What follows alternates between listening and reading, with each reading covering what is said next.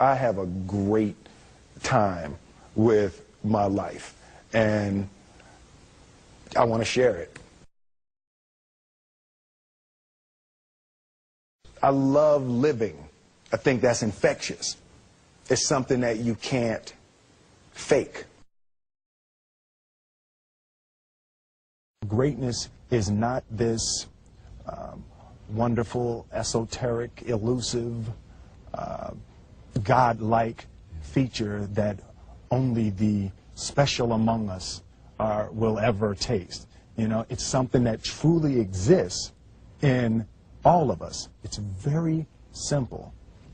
This is what I believe, and I'm willing to die for it. Yeah. Period. It's that simple. I know who I am, and I know what I believe. I know who I am, I know what I believe. That's all I need to know. And that's all I need to know. So from there, you do what you need to do. Yeah. You know, and I think what happens is we make the situation more complex than it has to be. Because we're looking for complexity. There's got to be something complex to understand. It can't be that easy. No. We didn't grow up with the sense that where we were was where we were going to be.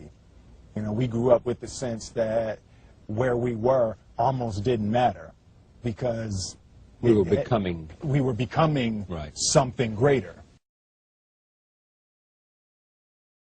The separation of talent and skill is one of the greatest misunderstood concepts for people who are trying to excel, who have dreams that want to do things. Talent you have naturally. Skill is only developed by hours and hours and hours of beating on your craft. I've never really viewed myself as particularly talented. Where I excel is ridiculous, sickening work ethic. You know, while the other guy's sleeping, I'm working. While the other guy's eating, I'm working. There's no easy way around it. No matter how talented you are, your talent is going to fail you if you're not skilled. You know, if you don't study, if you don't work really hard and dedicate yourself to being better every single day, you'll never be able to communicate with people, with your artistry, the way that you want. So the only thing that I see that is distinctly different about me is I'm not afraid to die on a treadmill. You might have more talent than me, you might be smarter than me, but if we get on the treadmill together, right, there's two things. You're getting off first, or I'm going to die. It's really that simple.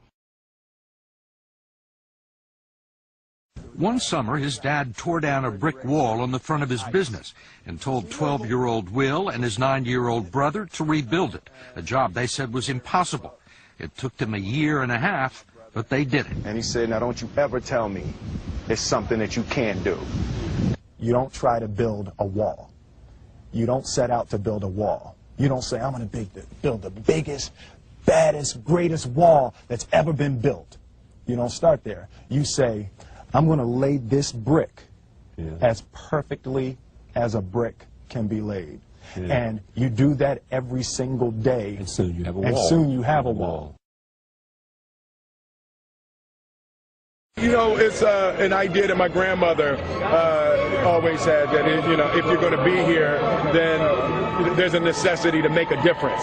She always instilled the responsibility, the spiritual responsibility that you have to make every group you come in contact with better. I want to do good. Yeah. I want the world to be better because I was here. I want my life, I want my work, my family, I want it to mean something. And it's like, it has, if you are not making someone else's life better, then you're wasting your time. You know, like your life will become better by making other lives better. I want to represent an idea. I want to represent possibilities. I want to represent the idea that you really can make what you want. One of my favorite books is The Alchemist, Paulo Coelho. And that's just, I just believe that. I believe that I can create whatever I want to create. The first step before anybody else in the world believes it is you have to believe it. There's no reason to have a plan B because it distracts from plan A. I think that there's a certain delusional quality that all successful people have to have. You have to believe that something different than what has happened for the last 50 million years of history. You have to believe that something different can happen. Confucius said, he who says he can and he who says he can't are both usually right. Being realistic is the most commonly traveled road to mediocrity. Why would you be realistic? What's the point of being realistic?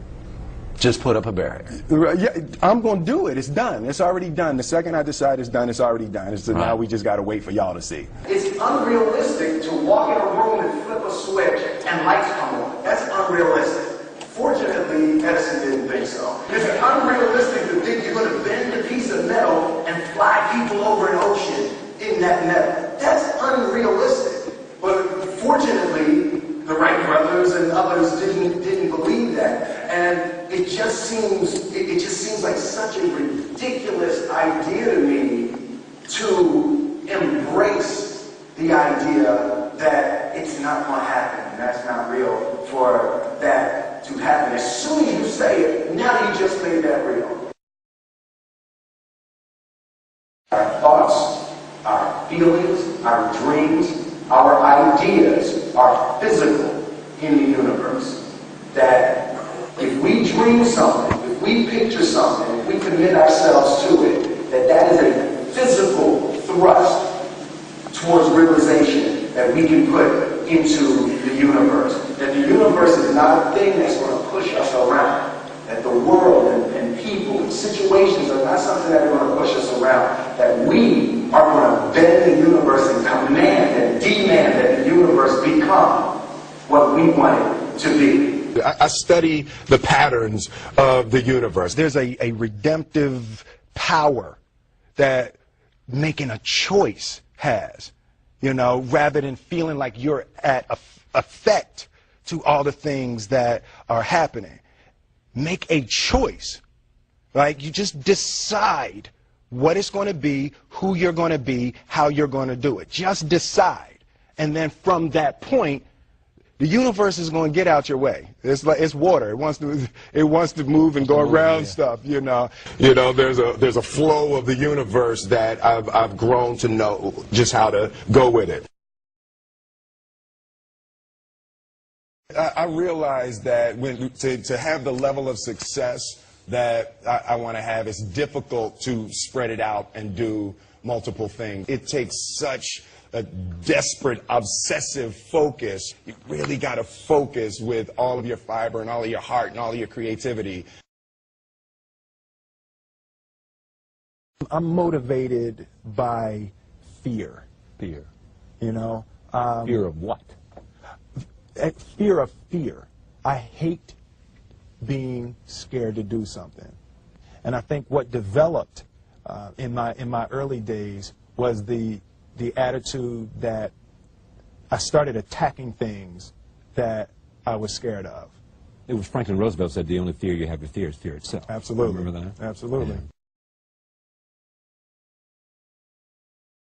You can't be scared to die for the truth.